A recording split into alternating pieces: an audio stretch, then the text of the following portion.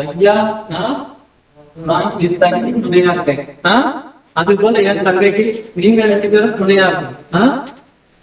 என் தங்கை அழைச்சா உடனே வந்து என் தங்கைக்கு சிரசிலே நீங்க சிரசுக்கு முன்னே நிற்கணும்பா. நீங்க காவல் தெய்வம் 2 பேரும் அங்க இருக்க ஓடக்கூடாது. என் தங்கைக்கு செல்வி எடுத்துட்டு வந்தா நீங்கள் பணிஞ்சு கூப்பிட்டு போய் பதிக்கு உங்களுக்கு பத்திரமா சேர்த்து உங்களோட பண்ணிப்பாங்க. சரியா? கண்டிப்பா.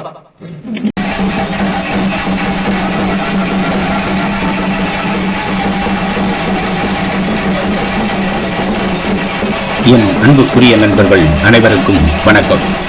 ஐயா நாராயண சுவாமி சுடலை ஆண்டவருக்கும் காலனுக்கும் ஒரு கட்டளையிட்டார். அது என்னவென்றால், என் தங்கை தீச்சட்டி ஏந்தி வரும்போது காவல் தெய்வங்களாகிய நீங்கள் இருவரும் அம்மாவின் முன்னின்று காத்து அருளி அம்மாவை பத்திரமாக மறுபடியும் பதிக்கே அழைத்து வர வேண்டும் என்பதுதான் அந்த கட்டளை. தற்போது பெரிய நாயகிபுரம் பத்திரகாளி அம்மன் கோவில் கொடை விழாவின் 2ஆம் நாள் செவ்வாய்க்கிழமை மாலை அம்மன் தீச்சட்டி எடுக்கும் அந்த நேரம் பக்தர்கள் அத்தனை பேரும் கண்ணீர் மல்க அம்மனுக்காக வேண்டி நின்றார்கள். சாமி ஆடுபவர் மட்டுமன்றி பக்தர்களும் கண்ணீர் மல்க அம்மாவை வேண்டிக் கொண்டிருந்தார்கள். ஏன் தெரியுமா? தீச்சட்டியை ஏந்தி அம்மா 3 மணி நேரம் ஊர் பவனி வர வேண்டியிருக்கிறது.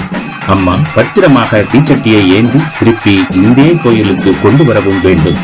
அதற்காகத்தான் அத்தனை பக்தர்களும் அவ்வளவு ஆர்வமாக அம்மாவை வணங்கி கொண்டிருக்க, அம்மாவும் தலையில் தீச்சட்டியை ஏந்தி படிக்கட்டில் இறங்கிக் கொண்டிருக்கிறார்.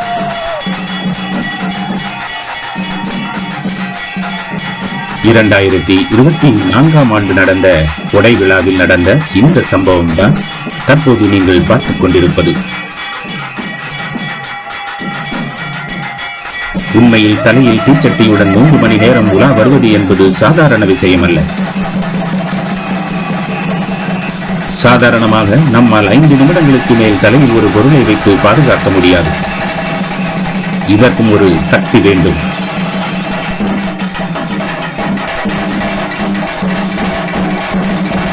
பருத்தி கொட்டையால் நிரப்பப்பட்ட தீச்சட்டியின் இடையே ஒரு திரி அமைக்கப்பட்டு அது தீ கொளுத்தப்பட்டு தொடர்ந்து அதில் எண்ணெயும் கற்பூரமும் போடப்படும்.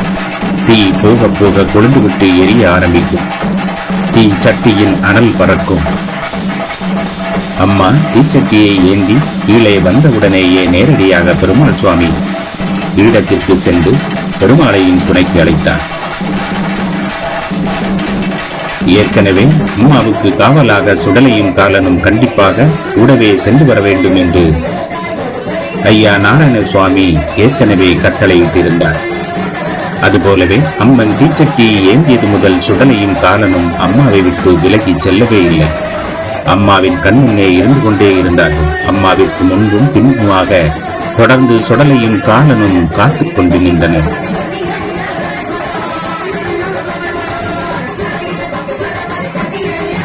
கோவில் முழுவதும் பக்தர்கள் கூட்டம் நிறைந்து வழிந்து கொண்டிருந்தது. அம்மாவின் தலையில் தீச்சட்டி வைத்து சிறிது நேரம்தான் ஆகிறது. அதற்கு தீச்சட்டியானது அம்மாவின் தலையில் புவிக்கால் போட்டு ஒட்டியது போல் அப்படியே ஒட்டிவிட்டது. அம்மாவும் ஆனந்தமாக நடனமாடிக்கொண்டே இருந்தார்.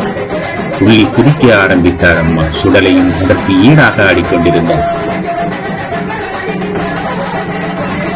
அம்மா சுடலையை பார்த்து ஒரு சிரிப்பு சிரிப்பார். அது காணும் பக்தர்கள் அனைவருக்கும் ஒரு மகிழ்ச்சியை கொடுக்கும்.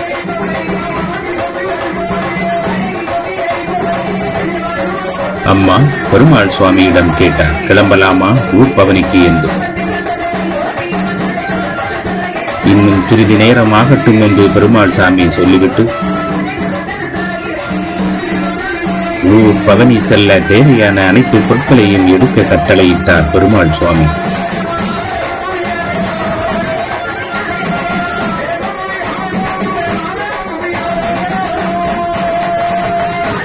கோவிலுக்குள் அம்மாவுக்கு பாதுகாப்பு தேவையில்லை.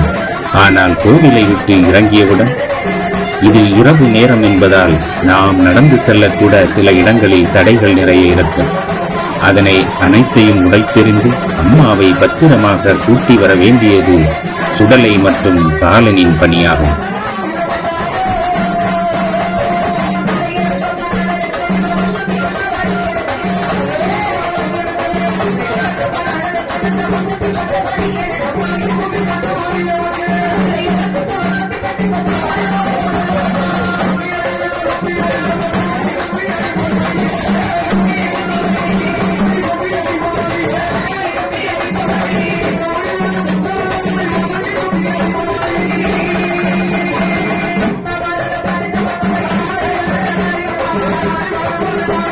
சுடலை காலனும் பெருமாள் சுவாமியின் பீடம் முன்பு வந்து பெருமாளை வணங்கி அவர்களும் ஊர் பவனி வர தயாராகி கொண்டிருந்தார்கள். அம்மாவும் ஒவ்வொரு பீடத்திற்காக சென்று அனைத்து சாமிகளையும் தனக்கு துணைக்கு அழைத்துக் கொண்டிருந்தார். இதோ அம்மாவும் பெருமாளை நோக்கி வந்துவிட்டார். பெருமாளின் உத்தரவுக்காக காத்து நின்றாள் அம்மா.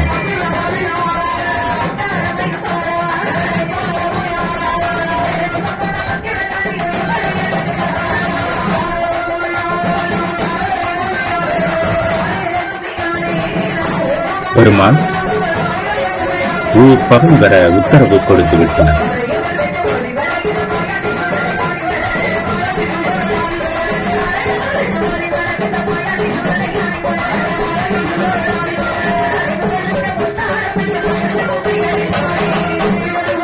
தற்போது நீங்கள் பார்த்தால் தெரியும், அம்மா கோவிலை சுற்றி வரும்போதும் சுடலை மாட சுவாமியும் காலனும் காவலுக்கு முன்னால் தந்து கொண்டிருந்தனர். இது இன்று மட்டுமல்ல, 3 மணி நேரமும் சுடலையும் காலனும் அம்மாவின் முன்னும் பின்னுமாக அரணாக காவல் நிற்பார்கள்.